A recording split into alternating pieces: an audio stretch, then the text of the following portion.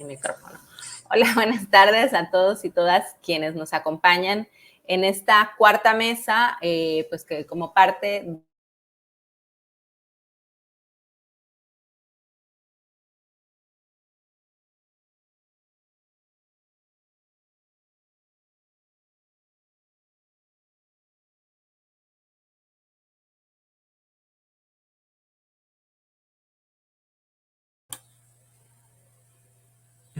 Tengo la impresión de que Leo se congeló. ¿Sí, Rosario? Sí, hola, yo te escucho bien y también estaba escuchando a ella. Bueno, al parecer, Leo, tuvimos un inconveniente, pero bueno, pues voy a empezar a tomar el rol. Discúlpenme, bienvenidos a esta mesa, esta cuarta mesa de sobre. Como parte. Sí, definitivamente se nos fue. Bueno, pues bienvenidos a esta perdón, estoy escuchándome. A esta mesa sobre expresiones de la religiosidad de las mujeres en el siglo XX. Les damos la bienvenida a todos y a todas quienes nos escuchan. Lamentablemente nuestra moderadora al parecer tuvo algún problema técnico y bueno, pero estamos aquí Rosario Balbuena y Felipe Burgueño. Nos falta el compañero Amado Ocampo, que al parecer también todavía no ha llegado a la mesa, pero si te parece bien, Rosario, podemos comenzar con tu intervención. Ay, perdón. Ahora nada más déjame encontrar. Perdóname, no estaba preparado para. Si quieres, yo la presento. Ay, te agradecería muchísimo si te presentas, si nos Y das yo si te introduces y nos das una pequeña presentación sobre ti misma y nos presentas tu presentación. Sí, gracias. ¿Me puedes avisar si se ve? Ya cuando la visualicen, por favor. Creo que ya regresó Leo. Después de toda una larga jornada de presentaciones que no había tenido problemas, ahorita como el internet se agotó. Entonces déjame, comparto tu presentación. No sé si tuvieron oportunidad de presentarte.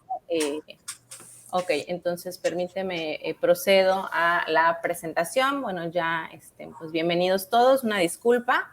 Y bueno, Divina Rosario Balbuena Castro es licenciada en Educación Preescolar por la Escuela Normal número 3 de Nezahualcóyotl y maestra en Historia de México por la Universidad Latinoamericana.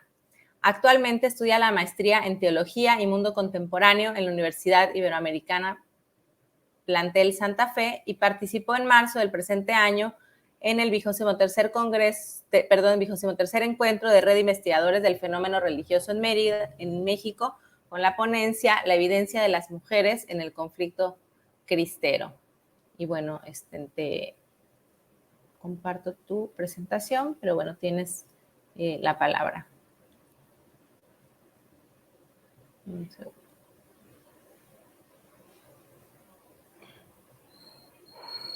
Sí, muchas gracias. Buenas tardes a todos. Me alegra muchísimo que estén aquí escuchando esta ponencia después de todo lo que hemos vivido en el mundo y particular México en América Latina y en México con esta pandemia. Pero hoy les voy a hablar sobre los boletines de María Inmaculada y la medalla milagrosa en la educación de la mujer durante el conflicto cristero.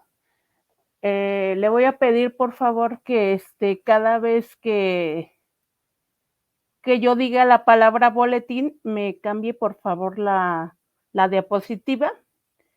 Por favor, boletín.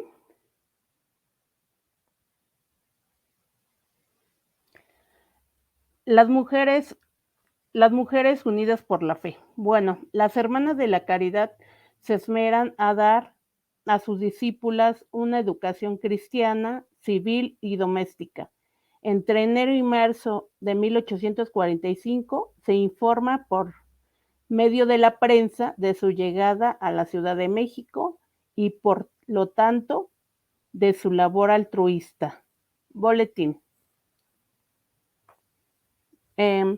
Las asociaciones se formaron de modo de prueba en varias casas por un decreto del 20 de junio de 1847.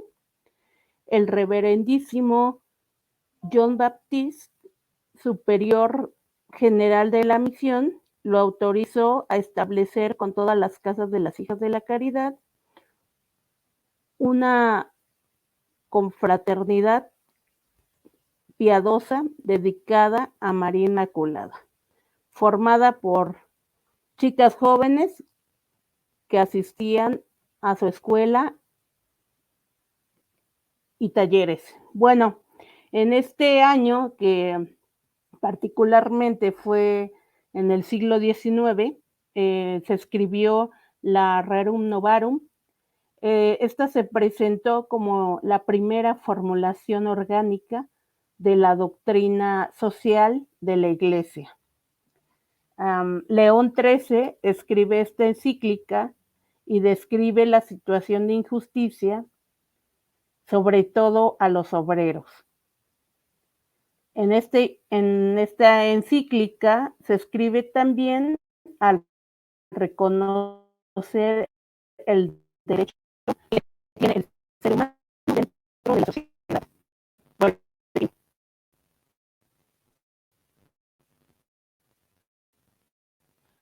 En 1867, las Hermanas de la Caridad eran reconocidas en la Ciudad de México por la población por esas obras de altruismo. En 1874, Sebastián Lerdo de Tejada decretó la expulsión de las Hermanas de la Caridad y ya después, durante el mandato de Porfirio Díaz, se organizan cofradías en Puebla y en la Ciudad de México. Se sigue promoviendo el boletín en los diferentes estados de la República Mexicana con apoyo de las socias del boletín.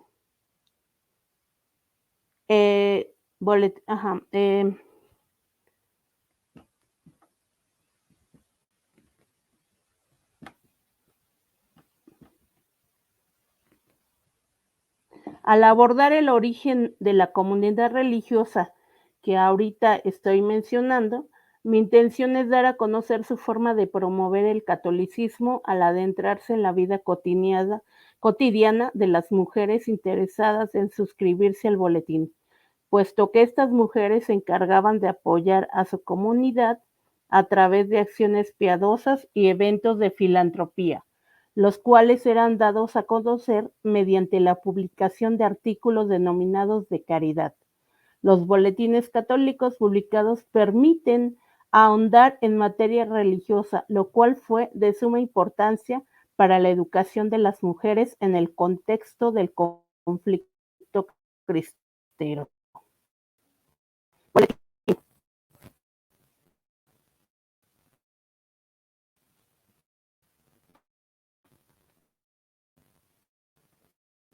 Bueno, aquí tenemos la muestra original del boletín de 1930, del mes de enero y del mes de abril.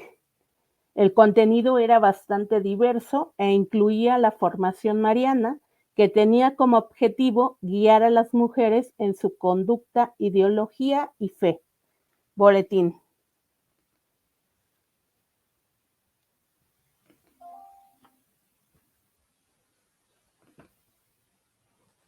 Bueno, este es un artículo de febrero de 1927.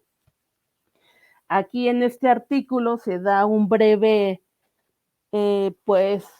breves palabras sobre el conflicto cristero que estaba en México, particularmente en Jalisco, y rápidamente les leo el artículo. Se llama Ante el futuro, el problema de las lágrimas.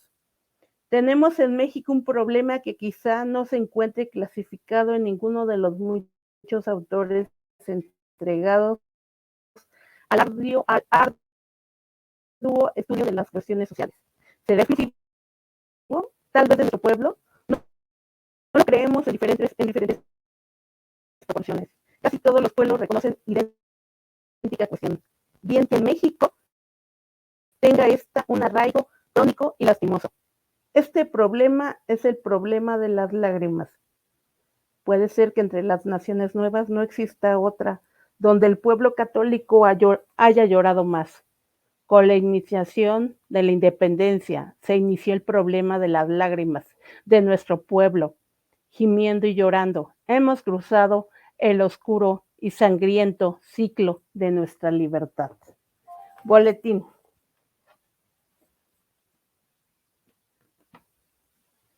Este es otro de los artículos de febrero de 1920, de hace año de 1927, perdón, y aquí nos habla de las crónicas.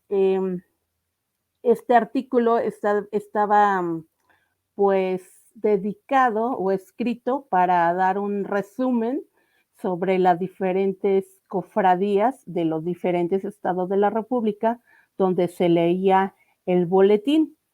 Cabe mencionar que este boletín se leía a las mujeres laicas, a las mujeres que eran las socias de la cofradía de las hijas de María Inmaculada y la Medalla Milagrosa. Boletín. Aquí en Acciones de Gracias tenemos este artículo, estaba dedicado a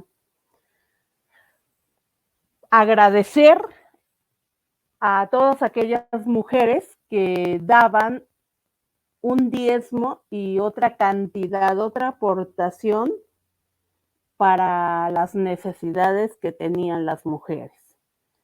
Y particularmente las mujeres que aportaban más cantidad de dinero, pues eran las que tenían pues un mejor nivel económico.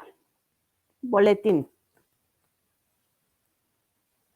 Este es un artículo que también se escribió en respuesta a todo el conflicto que había entre la iglesia y la sociedad. Y a pesar de que había ese conflicto, pues las mujeres seguían promoviendo la educación a través de esos artículos. Cabe mencionar que estos artículos eran escritos en Francia, porque como ya lo dije, en Francia se inició la fiesta de la caridad y posteriormente ya se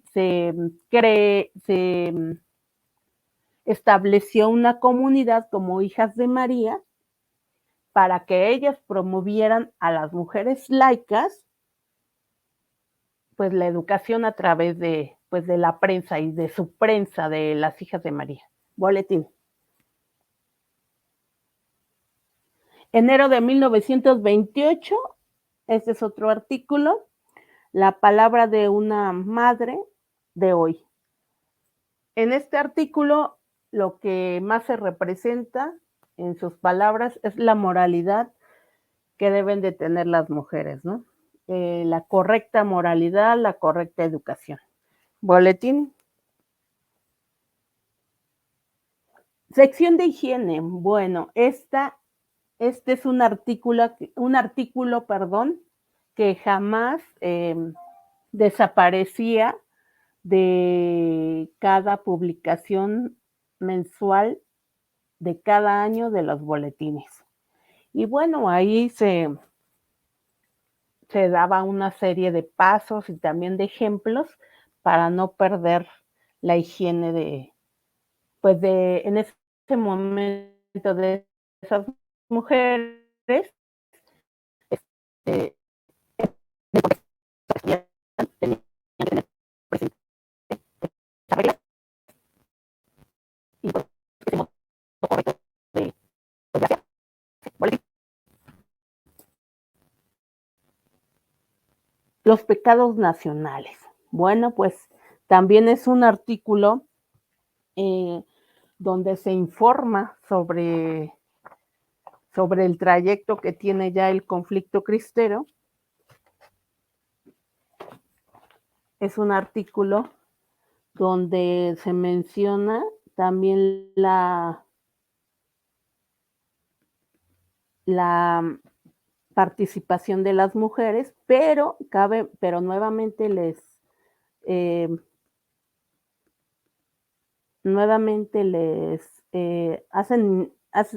quiero hacer hincapié que este artículo se escribió en Francia, y de Francia pues ya estos artículos, esas palabras pues llegan a México. Rapidísimamente les leo. Lourdes, ¿quién en el mundo no ha oído hablar de esta humilde aldea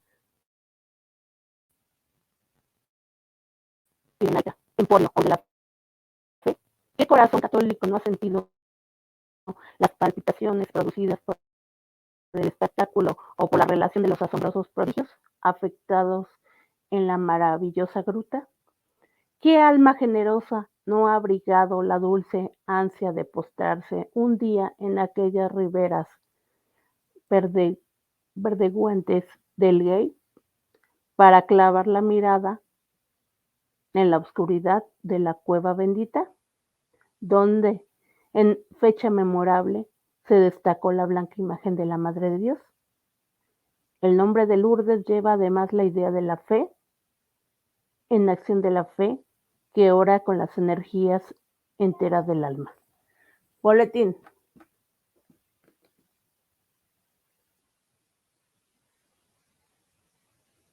Días marianos es lo que les mencionaba, pues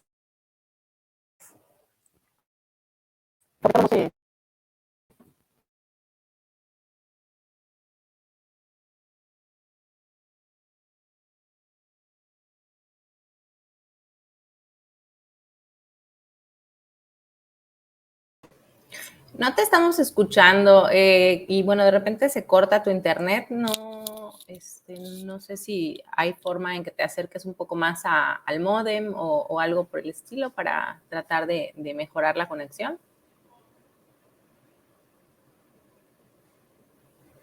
Bueno, tienes apagado tu micrófono además, creo. Rosario, tienes apagado tu micrófono.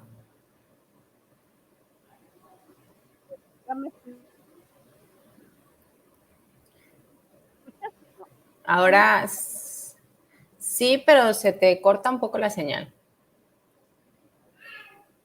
A ver. Mira, voy a apagar voy a quitarme los audífonos. No, creo que así menos te escucho. ¿Ahí me escuchas? Sí. ¿Sí? Muy bien, ya casi termino. Les decía que este artículo de Días Marianos, pues, está dedicado sobre todo a la fundación de las Hijas de la Caridad, pero también eran sobresalientes, este artículo de Días Marianos y Formación Mariana, para la misma formación de las Hijas de María Inmaculada y la Medalla Milagrosa. Boletín, por favor. Ay, perdón.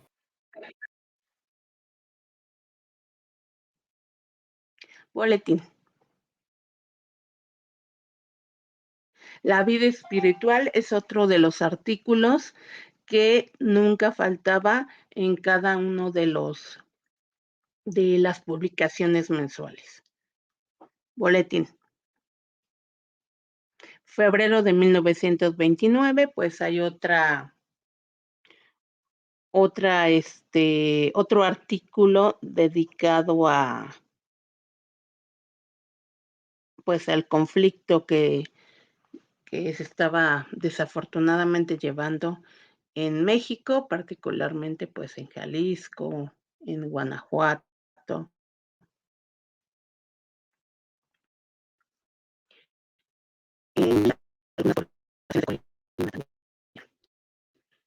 Bueno,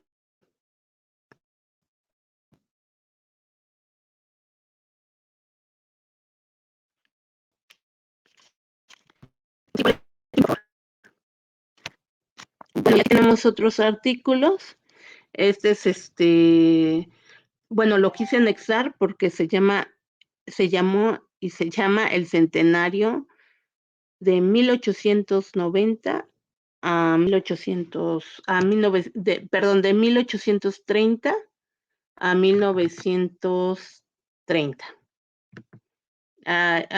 Las hijas de la Caridad cumplían un centenario de existencia.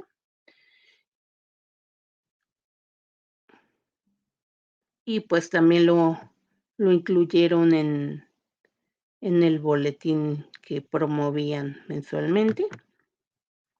Boletín, por favor. Y bueno, pues con esta imagen termino. Sigamos reconociendo a la mujer como parte de la historia. Muchísimas gracias.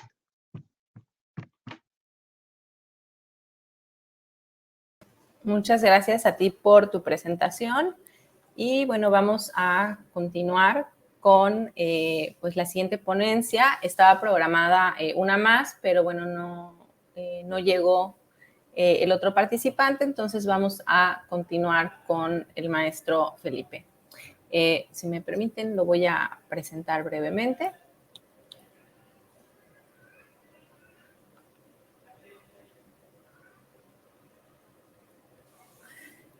Felipe Burgueño González es diseñador industrial y maestro en historia por la Universidad de Guadalajara. Desde hace 2 años es estudiante del doctorado en historia de la Universidad Iberoamericana de la Ciudad de México, en donde realiza un estudio global sobre la narrativa autorreferencial de distintas religiosas del siglo XIX y XX. Su tesis de maestría fue el uso del espacio dentro del proceso de consolidación de la identidad religiosa, la cual fue seleccionada como la mejor tesis de su generación y estará publicada en noviembre de este año. Felipe es miembro del Grupo de Religión y Política, Proyecto Iberoamericano de Historia Conceptual Iberconceptos, y es miembro fundador de la Red de Estudios Históricos de la Vida Religiosa en América. Y actualmente es consultor independiente sobre desarrollo social y profesor en el Instituto de Estudios Superiores de Occidente de Guadalajara. Y bueno, sin más te damos la palabra y si me permiten voy a compartir tu presentación.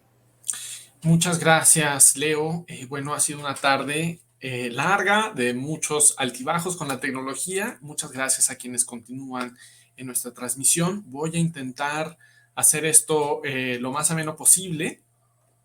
Y bueno, esta presentación se trata sobre, o versa, digamos, alrededor de lo que yo llamo la ficción biográfica de la Madre Concepción Acevedo de la Yata. No sé si puedas pasar a la siguiente, por favor, Leo. Bueno, todo este proceso de sospechar de estas biografías, de las que ahora les voy a hablar un poco más, comenzó justamente con esta cita que aparece publicada al inicio, bueno, como parte de la introducción del libro Obregón, Memorias Inéditas de la Madre Conchita, y me llamó mucho la atención, sobre todo por el reto que plantea la madre, imposible, a veces, más o menos imposible o muy difícil de cumplir, de ir a preguntarle si se dudaba de lo que ahí se decía. Es interesante porque, pues efectivamente pareciera que la Madre Conchita, cuando, si es que, bueno, pareciera que en esta narrativa tuvo un lapsus de la memoria, y empezó a plantear cosas que disienten del resto de su narrativa autorreferencial, por lo cual creo tener suficientes elementos para considerar que esta es una falsa biografía de la Madre Conchita. Bueno, la siguiente, por favor. Aunque conocemos o se conocen distintas versiones de la autobiografía de la Madre Concepción Acevedo de la Yata, esta presentación se va a centrar en torno a estas dos, que son las que se publicaron, y la primera es la que ustedes ven en tonos amarillos, es de 1956 y está publicada bajo el título de Obregón, Memorias Inéditas de la Madre Conchita. Es interesante cómo desde la portada en esta versión se establece en segundo lugar, a manera de subtítulo, que se trata de las memorias de la Madre Conchita. El texto está compilado por Armando de María y Campos y el compilador no da ninguna razón editorial o personal por la cual la imagen y el nombre de la Madre Concepción fueron relegados al segundo plano. Este hecho hasta cierto punto desconcertante, es hasta cierto punto desconcertante, porque en los hechos narrados Obregón tiene muy poco protagonismo.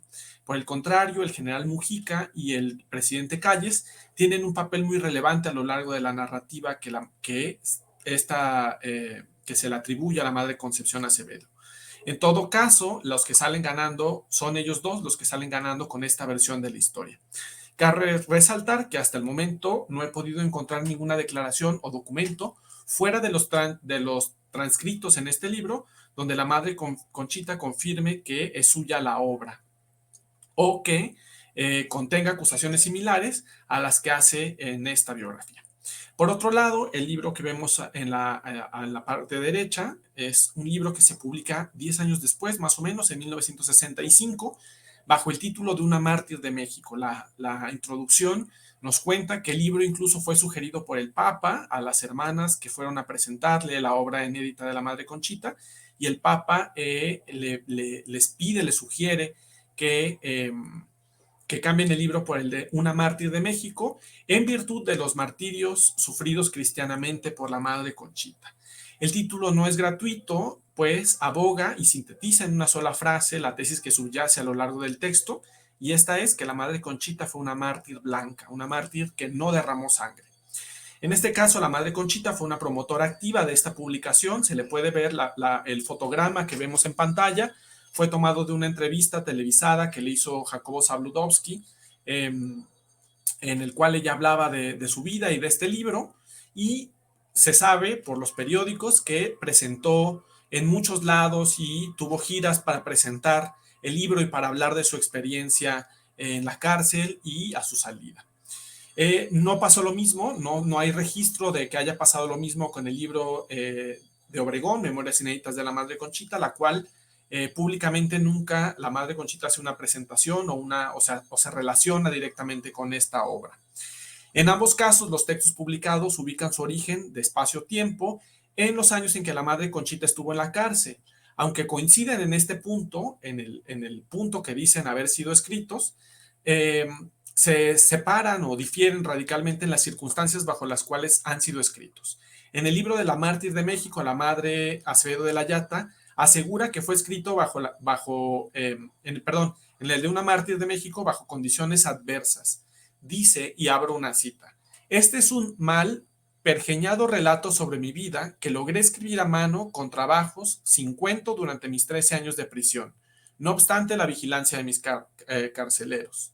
Por otro lado, en el libro de Memorias Inéditas de la Madre Conchita, en el amarillo, ella dice que el libro fue escrito a propuesta del general Mujica y que ella el general le prestaba su oficina y le proporcionaba papel y lápiz para que pudiera escribirlo, ¿no? Como se puede ver, hay un contraste en las versiones sobre las condiciones de escritura que uno y otro libro presentan. El prólogo también de Obregón, Memorias Inéditas de la Madre Conchita, presenta a la madre en una relación cercana con el general Mujica, en una relación casi amistosa, ¿no? Entonces, eso también es otra cosa que llama la atención, que genera suspicacias, porque es muy sabido por la correspondencia del general Mujica y por otro tipo por otras publicaciones cercanas al círculo del general, incluso las cartas que le escribe a Lázaro Cárdenas, que él no era particularmente afín a la personalidad ni a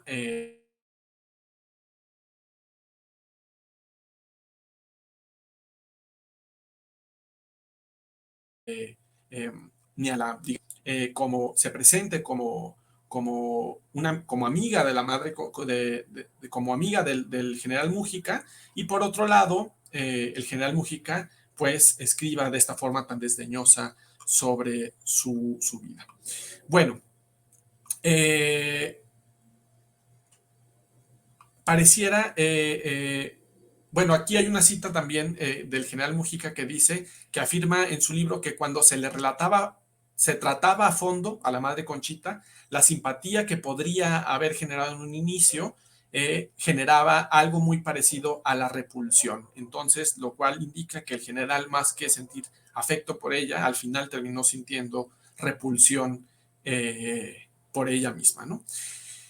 Ahora, hay otro texto de 1931 llamado La tumba del Pacífico, que lo escribe Miguel Gil, redactor en ese entonces del periódico La Prensa, que consiguió un permiso especial para visitar la colonia penal de las Islas Marías y compiló las entrevistas que le hizo en su diario de notas en 2 volúmenes bajo el título La tumba del Pacífico.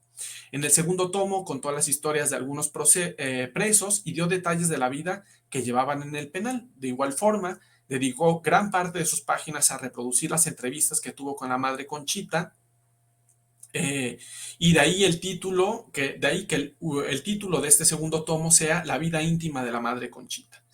Este subtítulo es más un ardid publicitario que un fiel retrato del contenido, pues se limita a reproducir anécdotas curiosas que distan mucho de mostrar la vida íntima de la madre Concepción. Más allá de lo anterior, esta obra da elementos para suponer la falsedad del libro compilado por Armando de María y Campos, este libro amarillo. Pues el general Mujica los dejaba a solas por horas y regresaba para ver qué había escrito y le recogía las paginillas que había llenado con su letra grande y clara.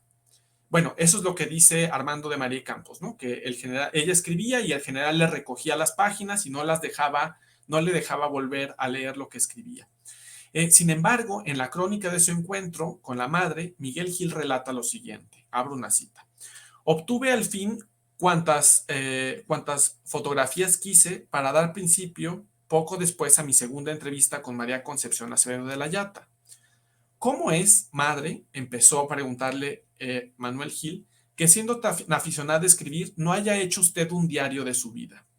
Sonríe ingenua, con su característica dulzura guiando el ojo, responde, ¿cree que no? Sí he escrito, solo que no es propiamente un diario. ¿Dónde está? Le pregunta a Manuel Gil. Le dice ella, en el ropero. ¿Quiere que le lea algo? El corazón, dice Manuel Gil, me dio vueltas. Es que iba a obtener el más fiel relato de la vida íntima de la madre Conchita, que se pone de pie y toma un legajo de papeles y abriéndolo empieza de esta manera. Era el 16 de junio de 1914. Bueno, ¿cómo es posible advertir? La crónica de Miguel Gil discrepa de la versión del general Mujica. Además de lo anterior, los primeros textos que se transcriben en la tumba del Pacífico, es decir, difiere porque Armando de María Campos dice que el general Mujica le recoge los papeles y no se los entrega, y por otro lado, la madre Conchita tiene un diario suyo que escribe escondido en el ropero. Dice, ¿cómo es posible advertir? La crónica de Manuel Gil discrepa de la versión del general Mujica. Además de lo anterior, los primeros textos se transcriben en la tumba del Pacífico. Están escritos de forma íntegra, los textos que se escriben en la tumba del Pacífico, Armando de María y Campos los toma, los copia tal cual y los escribe en Memorias Inéditas de la Madre Conchita. Lo anterior resulta extraño, pues finalmente puede que se trate del mismo diario. Sin embargo, pronto se descubre que no es así. Miguel Gil fue enfático al distinguir cuando se trataba de una transcripción del diario y cuando no. Es muy escrupuloso al apuntar que parte del diario que leyó la madre Conchita y cuál la Pichilinga, que era la mujer que vivía con la madre Conchita, y cuál había escrito él como autor.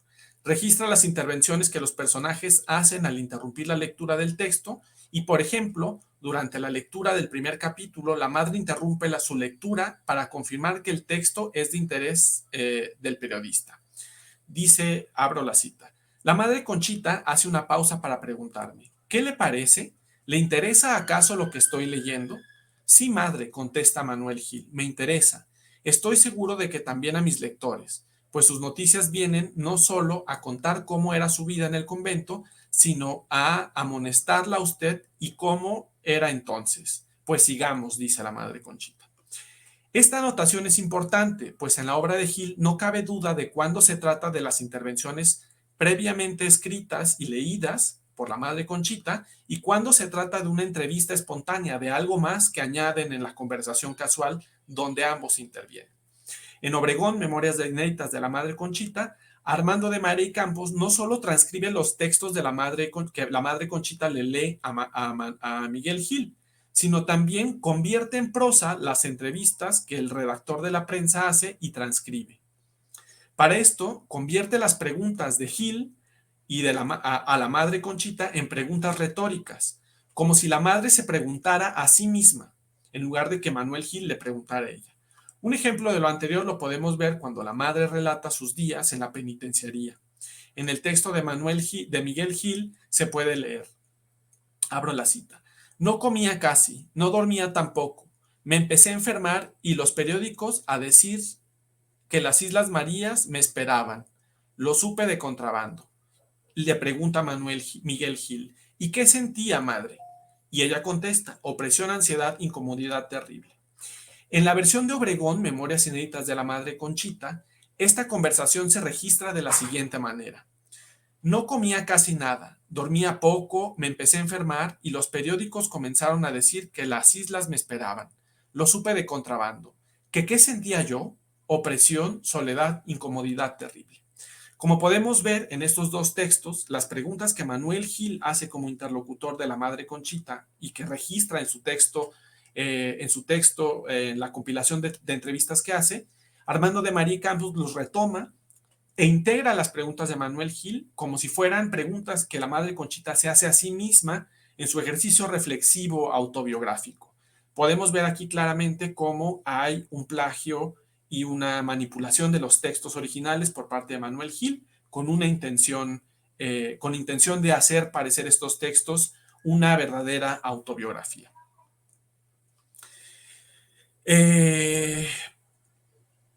Además de las preguntas, Armando de María y Campos transcribe las entrevistas quitando toda referencia al entrevistador. Por ejemplo, cuando la madre relata la historia de las marcas que llevaba en el cuerpo, Armando de María y Campos elimina los comentarios de la madre Conchita hacia Miguel Gil. La versión de Gil dice lo siguiente: es tan triste la vida y cosa increíble, parece que no tenemos otra intención que pasárnosla pesada unos y otros. Es una realidad tristemente vivida por mí. Ahí tiene, señor periodista curioso, la historia de las marcas que llevo en el cuerpo. En Obregón, Memorias inéditas de la madre Conchita, el texto se transcribe sin la oración final y, al contrario, se une con otro texto corto. El texto, al final de cuando dice es tristemente vivida, es una realidad tristemente vivida, añade, además añadiré detalles que distraídamente olvidé. Entonces, toma un texto, elimina las referencias al interlocutor y lo que hace Armando de María y Campos es integrar con otros textos para aparentar que esto es una autobiografía escrita en primera persona.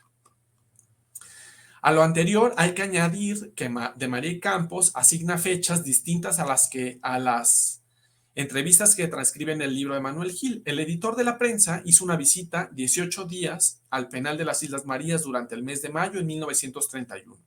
Según los datos que da en su libro, Miguel Gil, la visita se concretó entre los días 7 y 23 del mes. El primer texto que transcribe Miguel Gil está fechado en el libro compilado por Armando de María y Campos en diciembre de 1930, meses antes de que Gil visitara la isla. Por otro lado, Gil entrevista a la madre Conchita durante sus últimos días en la isla sobre el proceso del traslado de las Islas Marías. Cuando Armando de María y Campos transcribe esta entrevista, le asigna como fecha de escritura 8 de julio de 1929. Es probable que este cambio en las fechas responda a una estrategia narrativa que pretende situar los hechos de forma lineal y no como los había contado originalmente la madre Conchita.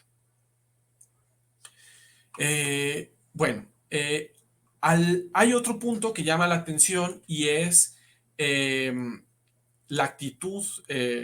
Armando de María y Campos y Miguel Gil sitúan los textos y dichos de la madre Conchita alrededor de las mismas fechas, pero es importante destacar la actitud abismalmente distinta que la madre tiene sobre algunos temas. Por ejemplo, es contrastante la forma en que se refiere al general Múgica. En Obregón, Memorias de la madre Conchita, el tratamiento que le da la madre es en extremo halagador. Se refiere a él como nuestro buen general y le dedica párrafos enteros de alabanza. Llega al punto de legitimar la autoridad la autoridad del general Múgica y de Calles y de Obregón como venida de Dios, y al general Múgica como representante de Dios en la tierra. Voy a leer una pequeña cita. Dice: le pedí luz a mi buen Dios y luego, confiada sin ninguna cavilación, me dirigí con sinceridad y sencillez al que hoy es para mí un representante de Dios. En este se refiere al general Múgica. Jesús lo dijo en el Evangelio y para mí es norma de pensamiento y de conducta. ¿Qué no sabes que todo poder viene de arriba, el Padre, del Padre, etcétera? Nunca me he arrepentido de obrar así. Me encontré al descubierto con un corazón franco, leal, varonil, compasivo y delicado, y me sentí hija tan sin cuidado como en la casa de mis padres. Desde el principio confieso que sentía desconfianzas a todo lo que creemos nos hará daño.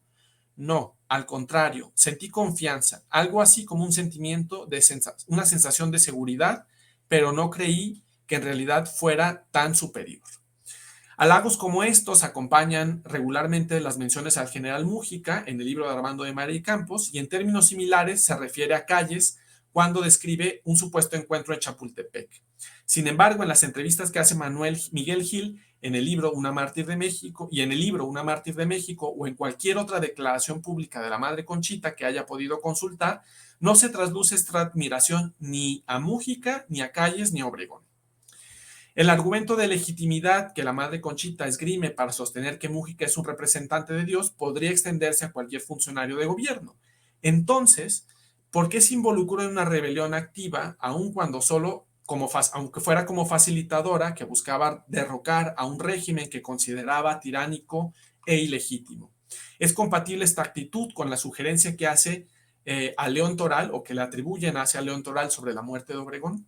Es una pregunta que cabe ante la disparidad de las versiones.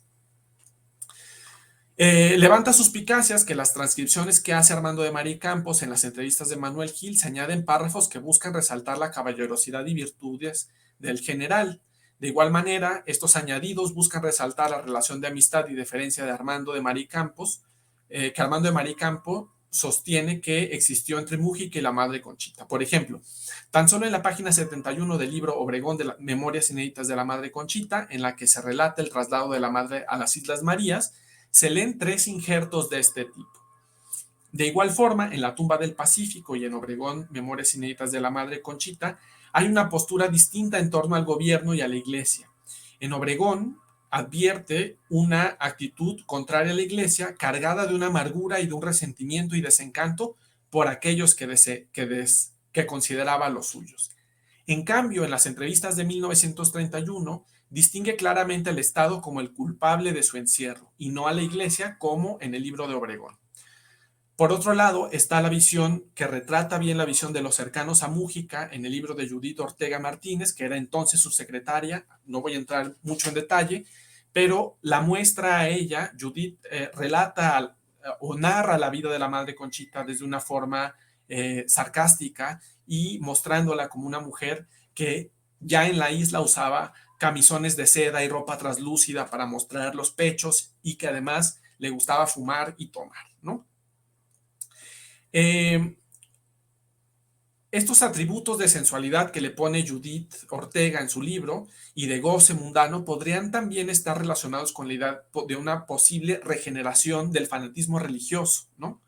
En una carta que escribe el general Cárdenas, Lázaro Cárdenas, a Múgica, le pide que regenere a las religiosas de su fanatismo y a cambio ofrece visitarlo. La cita dice: le ofrezco visitarlo a usted y que nos prepare un baile con las monjitas. De esta forma nos convenceremos que ha logrado usted penetrar en el espíritu de esa turba fanática, instrumento del clero.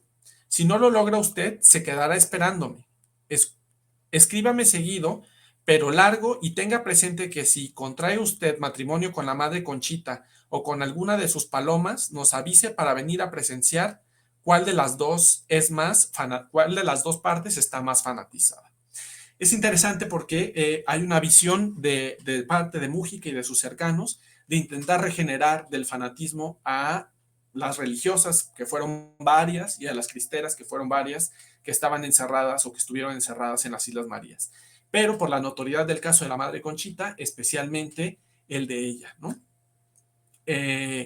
Al igual que Ortega, Cárdenas veía en la expresión del placer un distanciamiento respecto a las condiciones religiosas de estas mujeres. La alegría, el movimiento, la proximidad de los cuerpos del baile que narran en sus cartas se contrapone con el ascetismo y la rigidez con la que parecían suponer vivían Felipe, las religiosas. ya estamos sobre el tiempo. Ah, perfecto, ya voy a acabar. Bueno, finalmente, nada más si puedes pasar la siguiente diapositiva. Esta es la escuela. Cabe resaltar que una vez que sale la Madre Conchita del aislamiento de las Islas Marías, se dedica a trabajar en una fundación, en unos internados que había en la sierra, me parece que es en la Huasteca Potosina, con indígenas, y destina gran parte de su tiempo a estas actividades. La siguiente, por favor. Por otro lado, por concesión expresa del Papa y por intervención de sus antiguas hermanas del convento, ella muere siendo religiosa con el privilegio de portar el hábito y de morir con las prerrogativas de la orden de las capuchinas sacramentarias que se les habían concedido. Bueno, cabe resaltar otros elementos, como que en los injertos que hace de María Campos, confunde los colores de los hábitos, confunde prácticas religiosas, objetos y demás elementos que pertenecen a la práctica común de las monjas y que sería imposible que una mujer con 14 años de vida religiosa olvidara.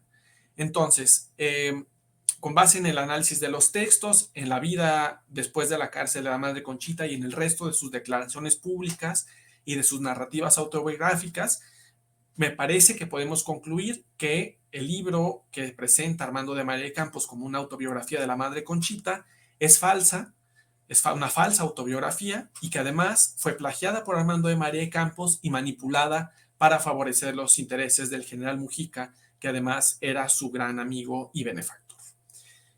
Bueno, eso es todo. Muchísimas gracias. Bueno, vemos ahí algunas fotografías del hábito, como no coincide con las descripciones que hacía Armando de María Campos, y el medallón que trae, y uno de esos características es que Armando de María Campos dice, cuando habla de su hábito en primera persona, cuando impostura la voz de la Madre Conchita, diciendo que vestía un escapulario rojo, siendo que el escapulario de la orden de las capuchinas sacramentarias pues es café, y que algunas veces traían un medallón como los que aparecen en la siguiente diapositiva y como los que se muestran en la pintura. Entonces, que pues en ningún momento aparece los colores que Armando de María Campos nos platica al usurpar la voz de la Madre Conchita. Bueno, sería todo de mi parte. Muchas gracias, Felipe. Creo que ha sido pues una intervención muy interesante, pero bueno, tenemos que ajustarnos al tiempo por cuestiones de nuestros oyentes también y bueno, de nuestra otra participante. Bueno, vamos a tener tiempo pues de hacer pues una sesión de preguntas que pues esperemos que haya bastantes. Y bueno, yo nada más quería comentarte, Rosario, que 1830 no es el aniversario de la fundación, sino de la aparición de la medalla milagrosa. Ese es el centenario que están conmemorando en el boletín que presentaste. Y bueno, tenemos ya por acá unos comentarios. Bueno, tenemos uno de Blanca sobre la exposición que realizó Rosario. Pues qué fuerte escuchar sobre lo doloroso del comienzo de la educación. Tenemos, bueno, acá otro personaje, bueno, todo un personaje, el general Mújica, sin duda. Bueno, de acá Asociación Católica era la Madre Conchita, creo que ya lo has mencionado. Yo en ese sentido tendría como a completar esta duda. Cuando ella está en las Islas Marías, o sea, ya era como que estuviera fuera de la orden por cuestiones de la supresión de los conventos, o sea, ¿cuál era la circunstancia en la que ella estaba, o sea, vistiendo de civil o cómo era? Justo por la naturaleza de los tiempos en que se funda el convento de capuchinas sacramentarias en la Ciudad de México, el prescripto de fundación prevé que si por la persecución religiosa se ven obligadas a disolverse, las hermanas, al salir de la clausura, pierden, digamos, o más bien sus votos religiosos son automáticamente disueltos. Esto para evitar que caigan justo en un incumplimiento de sus votos y en pecado a la postre, ¿no? Y que en el momento que tengan oportunidad de reunirse nuevamente, las profesiones simplemente se volverán a ser efectivas. Entonces, en este caso, la Madre Conchita, al ser exclaustrada del convento y vivir en las Islas Marías, o más bien al disolverse la comunidad religiosa y quedar ella fuera en la reunión, en la reunificación, pues sus votos religiosos fueron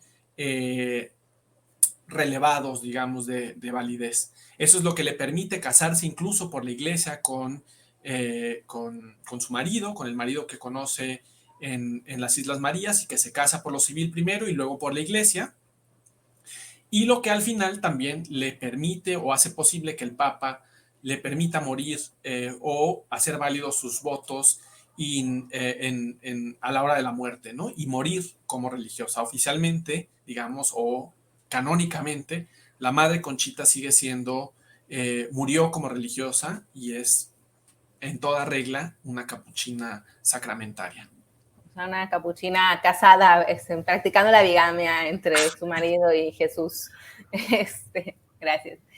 Bueno, en lo que alguien se anima a hacer alguna otra pregunta, yo quisiera preguntarle a Rosario, ¿de qué manera tú integras pues estos textos que presentaste de los boletines de María, que se publican por esta asociación vinculada pues con las Hermanas de la Caridad, por supuesto, que permanece al momento de su expulsión?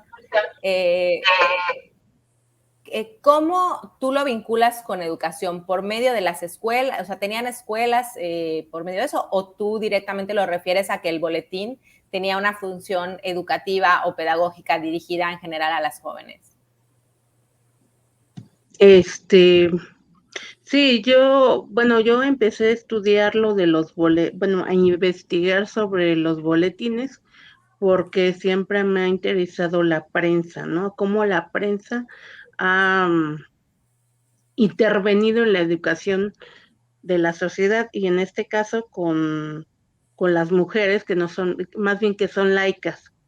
Y los boletines eran, pues al entrar a la Asociación de las Hijas de María, era un requisito estar en las asambleas que realizaban cada mes, que tenían el boletín en sus manos y las mujeres lo tenían que pues escuchar de forma oral. Entonces, pues a mí me parece muy interesante, sobre todo por todos los temas que trascendieron a lo largo de varios años, ¿no? Y aunque no estuvieron en su momento las Hijas de la Caridad en México, porque fueron expulsadas, seguían promoviendo el boletín. Y de hecho, anteriormente del boletín tenemos el manual de las Hijas de María Inmaculada y la Medalla Milagrosa. Entonces, pues sí, a mí se me hace muy, muy trascendental para la educación de las mujeres. De hecho, ya no me dio tiempo, pero qué bueno que me das un tiempo a mí. Este es el manual, es de 1934. Ay, que está hermoso. Nada más les voy a enseñar la portada, porque a pues ya no pude tomarle fotito ni mandárselas, ¿no? Pero aquí está, mira. Aquí está el manual y también aquí vienen las reglas que deben de llevar las Hijas de María Inmaculada y la Medalla Milagrosa.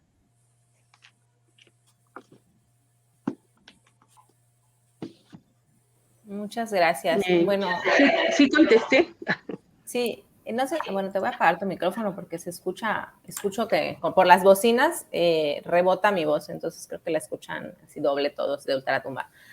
Bueno, también teníamos un comentario pues con respecto a la comparación de los textos y bueno, en este sentido, ¿cómo tú identificas esta pues digamos similitud y pues evidente plagio, ¿no? de las memorias o sea, ¿es algo que alguien más ya había señalado o es algo que tú al estar estudiando estas congregaciones descubriste o te llamó la atención? Creo que es un poco esto que hablaba Carlos en la mesa pasada sobre la importancia de conocer los lenguajes.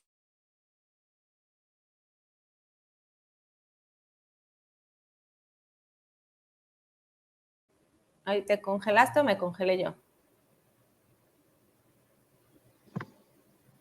Creo que se congeló. Creo que ¿verdad? Sí te escucho bien. Ok, vamos a dar unos segunditos en lo que él regresa. Y bueno, pues les recordamos que ya regresaste. Te congelaste un momento, entonces nos quedamos en lo que dijo Carlos en la mesa pasada. Digo, me parecía importante que es interesante como también el conocer los lenguajes de las culturas religiosas a las que investigamos es importante.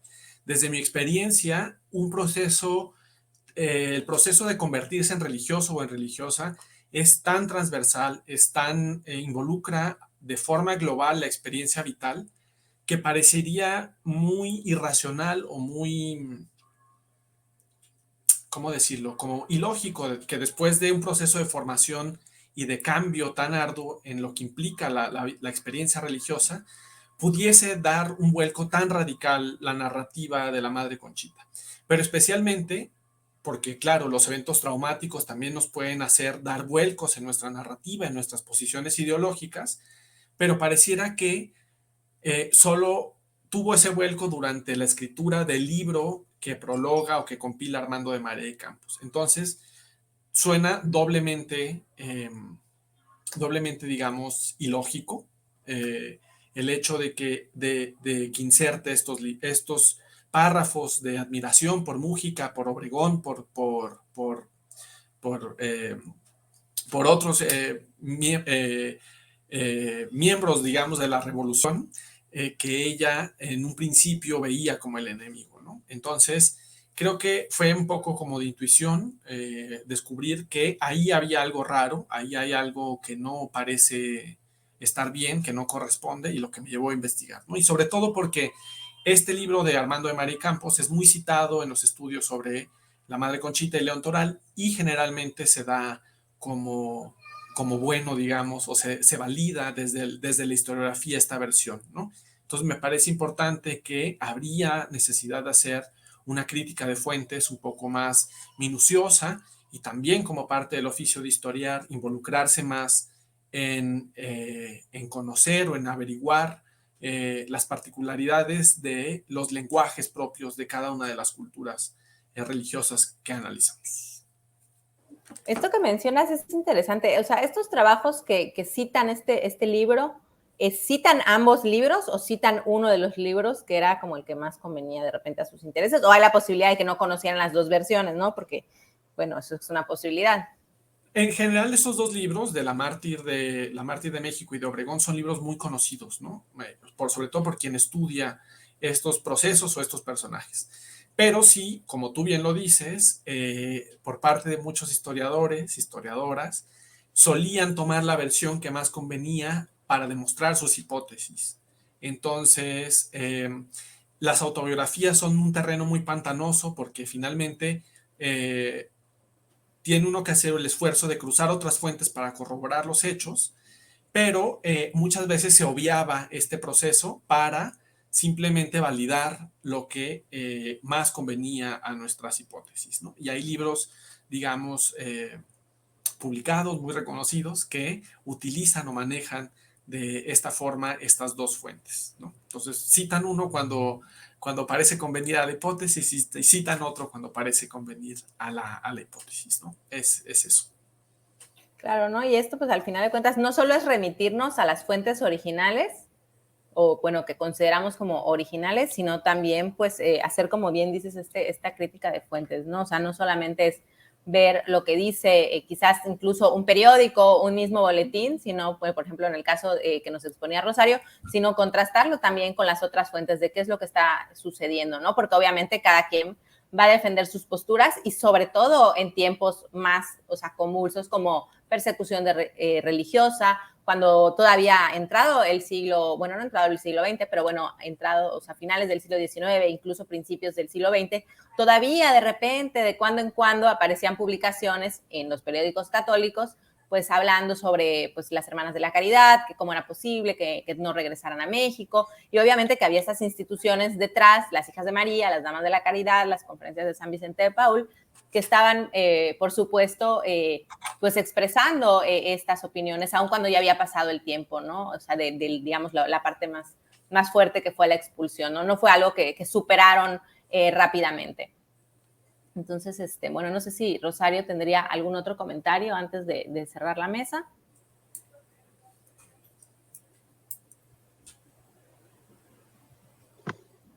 Pues solamente pues ya no me dio tiempo leer. Puedo leer una de las, es muy breve, algo sobre el manual de las hijas de María Inmaculada, que es lo que precisamente que va relacionado con lo que tú estás mencionando de la expulsión de las hijas de la caridad. ¿Puedo? Bueno. Sí, bueno, y de una vez te hago una pregunta que llegó para ti, digo, para aprovechar que ya vas a tomar la palabra. Además del boletín, ¿existen otras fuentes para el estudio de esta Asociación de Hijas de María Inmaculada y la Medalla Milagrosa? Y bueno, ahí ya pues podrías unir las dos partes. Sí, muchas gracias.